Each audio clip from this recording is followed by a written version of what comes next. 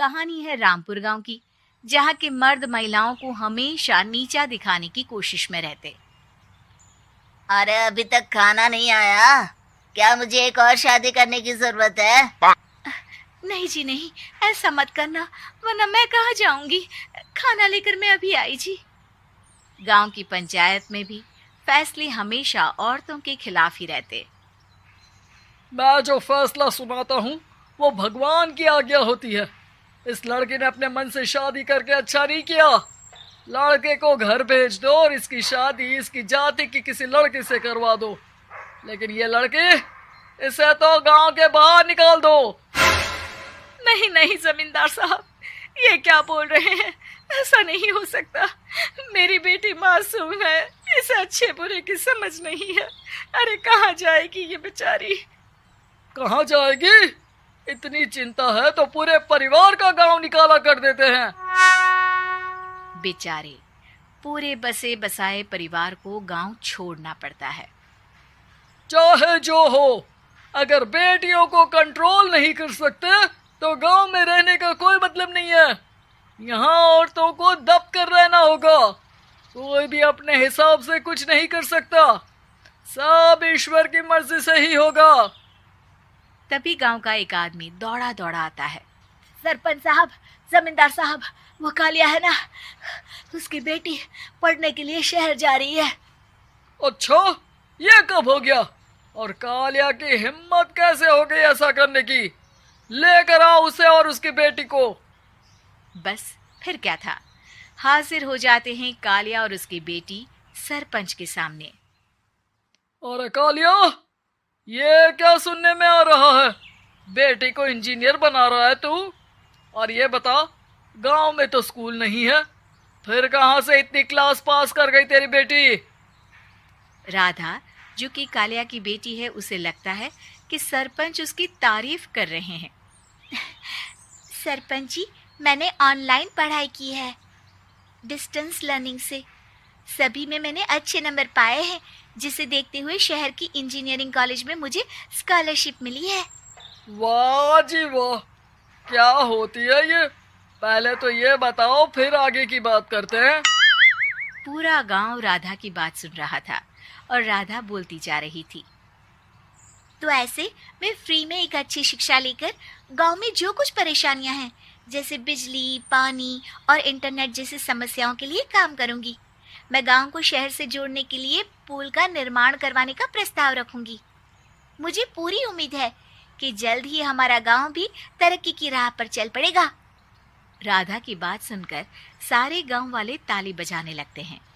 सरपंच को समझ नहीं आता कि वो क्या करे। चुप रह नादान लड़की, गांव के खिलाफ जाने के लिए तुझे गांव से बेदखल कर दिया जाएगा, वो भी पूरे परिवार के साथ। और हाँ, अगर ठीक से गांव में रहना चाहती है तो ये पढ़ाई लिखाई छोड़ दे। हम तेरे लिए गांव का कोई होनहार लड़का देखेंगे। तभी गांव का एक आदमी बोल पड़ता है। अरे नहीं नहीं सरपंच जी, राधा बिटिया जो बता रही है, अगर वैसा हो जाए तो हम लोगों को पैसा कमाने के लिए बाहर नहीं जाना पड़ेगा। हाँ जी, और ना ही कोसों दूर पानी के लिए भटकना पड़ेगा। हमारे बच्चे भी अच्छी पढ़ाई कर सकेंगे और आगे बढ़ेंगे, ना कि हमारी तरह खेती करते बैठेंगे। क्यों गांव वालों, राधा बिटिया का साथ देना चाहिए ना। सरपंच देखता है कि गांव राधा के साथ है तो वो चुप हो जाता है। वो घर आकर अपने सलाहकार से बात करता है, जो बहुत ही चालाक किस्म का इंसान होता है। अरे सरपंच साहब, आपको बहुत ही होशियारी से काम लेना पड़ेगा। एक बार गांव तरक्की कर गया, यहाँ के बालक पढ़ लिए तो कोई ना पूछेगा आपको। और फिर ये जो बेटा और बेटी है ना आपके, इनको भी आम लोगों की तरह ही जीवन जीना होगा। हाँ, लेकिन करे तो क्या करे? वो ना आप मुझ पर छोड़ दीजिए, बस मैं जैसा बोलूं करते जाइए। अगले रोज सुबह जब गांव वाले सोकर उठते हैं तो राधा के घर के बाहर और साथ ही वो लोग जिन्होंने राधा का सपोर्ट किया था, उनके घर के आगे लाल रंग से कल आऊंगी लिखा होता है। कल आऊंगी, यह क्या होता है? अरे यह तो खून से लिखा है, लगता है कोई भूत प्रेत या चुड़ैल का साया है। चलो सरपंच जी के पास चलते हैं। सभी सरपंच के पास जाकर उसे सारी बात बताते हैं। अरे ये तो बड़ी मुश्किल की बात है। चलो मैं एक बाबा को जानता हूँ, उन्हें बुला लेता हूँ। सरपंच बाबा को लेकर गांव के घर के बाहर जाता है। ओहो, तो ये वो चुड़ैल है जो उन लोगों को निशाना बनाते हैं जो गांव को बदलने का सपना देखते हैं। वो गांव को ऐसे ही संपन्न देखना चाहती है। वो नहीं चाहती कि कोई बाहरी यहाँ का कायाकल्प करे। क्या तुम लोगों में से किसी ने गांव को बदलने की सोच रखी है?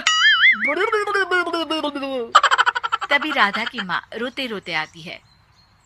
मेरी राधा घर से गायब हो गई है। अरे कोई तो बचाओ, मेरी बच्ची कहाँ गई?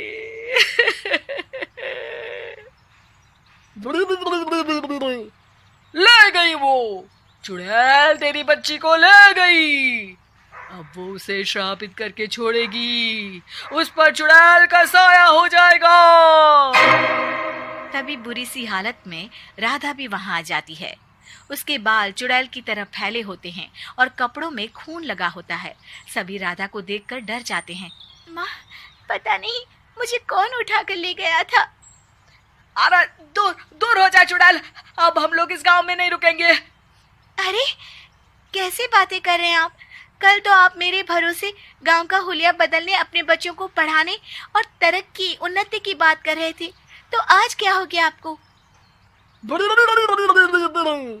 ये फिर तुम लोगों को बहकाएगी। ये चुड़ैल गांव में आ चुकी है, ऐसे ही ये तुम्हारे घर के बच्चों को भी ले जाएगी।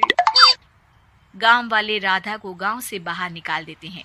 उसके माँ बाप रोते रहते हैं, लेकिन गांव वाले नहीं मानते। मैं भी अपनी बहन के साथ गांव के बाहर रहूंगा, लेकिन वो पढ़ाई नहीं छोड़ेगी। वहीं सरपंच के घर पर सलाहकार कहता है।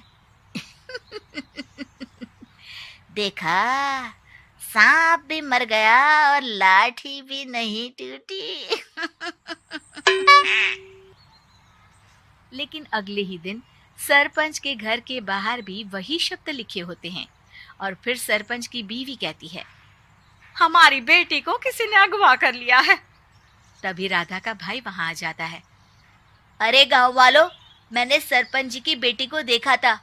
वो चुड़ैल उसे उठाकर ले जा रही थी। अरे क्या मजाक कर रहे हो? नहीं नहीं सरपंच जी, आप नहीं जानते। वो चुड़ैल अब आपकी बेटी में आ जाएगी, जैसे राधा के अंदर आ गई थी। तभी सरपंच की बेटी वैसी ही हालत में वहां आती है जैसे राधा आई थी। पापा, पता नहीं कैसे मैं गायब हो गई थी। चुड़ैल, इसके अंदर भी चुड़ैल का साया है, मारो इसे। अरे नहीं नहीं, इसे भी राधा के पास गांव के बाहर ही भेज दो। अरे चुप रहो, मेरी बेटी कहीं नहीं जाएगी और चुड़ैल बुड़ैल कुछ नहीं होता है। अरे कैसे बात कर रहे हो सरपंच जी? आप तो बोल रहे थे कि आपका फैसला भगवान का ज्ञान होता है, तो अपने पर बात आई तो अब आप ऐसे बोल रहे हैं। अरे ना ना ना, आपको अपनी बेटी को त्यागना ही होगा। अरे बुलाओ बाबा को। राधा का भाई बाबा को ले आता है, जिसे अब गांव वालों के डर के कारण सच बोलना पड़ता है। मैं कोई बाबा नहीं हूँ, मैं तो मोची था। ये सलाहकार महोदय ने मुझे कहा था एक्टिंग करने को। अब वो मुझे पैसे देने वाले हैं। अब मुझे माफ कर दो। गलती हो गई, मुझे माफ कर दो। तभी वहां राधा आ जाती है। देखा सरपंच जी, जब गांव के बच्चे साक्षर होंगे तो आप जैसे लोगों की चालाकी नहीं चलेगी।